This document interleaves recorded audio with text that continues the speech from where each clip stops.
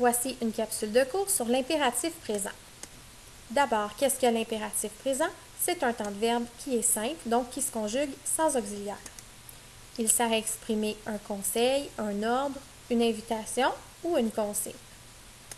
Ce qui est vraiment particulier à propos de l'impératif présent et ce qui le distingue des autres temps de verbe, c'est qu'habituellement, on peut conjuguer un verbe à 6 personnes différentes. L'impératif, lui, ne se conjugue qu'à 3 personnes. La deuxième du singulier, donc le tu, la première du pluriel, le nous, et la deuxième du pluriel, vous. Par contre, on ne verra pas apparaître les pronoms lorsqu'on va conjuguer l'impératif. Les terminaisons sont les suivantes. Pour les verbes en ER, à la deuxième personne du singulier, tous les verbes en ER vont se terminer par un E, sauf le verbe aller qui, lui, va se terminer par un A. Va, c'est le verbe aller à la deuxième personne du singulier et c'est le seul qui va se terminer par un A. La première personne du pluriel ONS, deuxième personne du pluriel EZ. Maintenant, les autres verbes. Il y a certains verbes en IR qui vont se terminer par un E. Les verbes qui ne suivent pas le modèle du verbe aimer, par exemple, ouvrir, on ne dit pas nous ouvrissons, alors ça ne suit pas le modèle du verbe finir. C'est un verbe irrégulier. On va dire ouvre la porte. Voilà, ça se termine par un E. Les autres verbes vont se terminer par un S. Pour les deux autres, ça ne change pas, donc ONS et EZ. Petite particularité, encore une fois, avec l'impératif présent.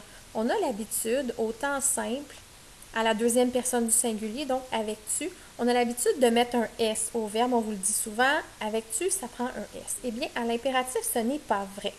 Il y a seulement une situation où ça va arriver.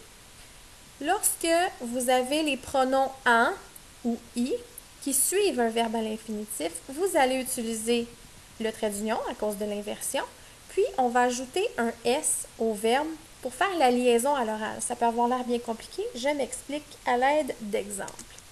Ici, on a deux fois le verbe parler qui est conjugué à la deuxième personne du singulier à l'impératif. Parle. Ici, je n'ai pas mis de S parce que, comme je viens de vous le dire, à l'impératif présent, deuxième personne du singulier, on ne met pas de S. Ici, j'ai mis un trait d'union parce qu'il y a une inversion. Vous savez, lorsqu'on inverse un pronom avec un verbe, on doit utiliser le trait d'union.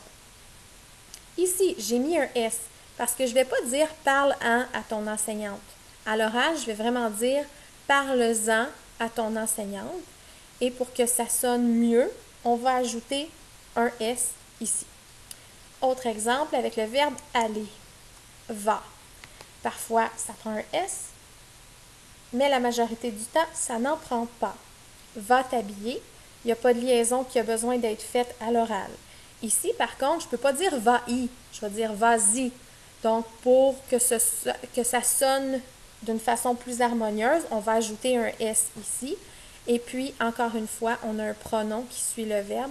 C'est pour ça qu'on a ajouté le tiret. C'est tout. Bonne étude!